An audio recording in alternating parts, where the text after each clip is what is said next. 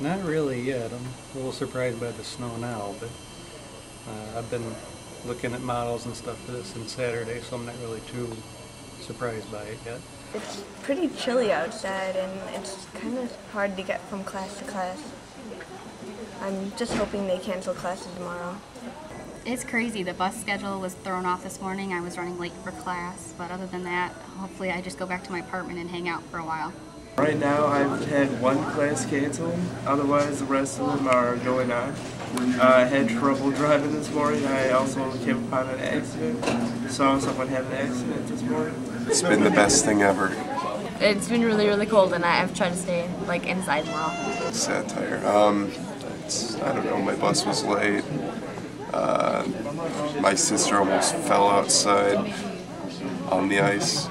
Yeah, cutting through buildings mostly to get to classes. Absolutely terrible. Trying to just walk from each building to building, it's like getting hit in the face with like little BBs.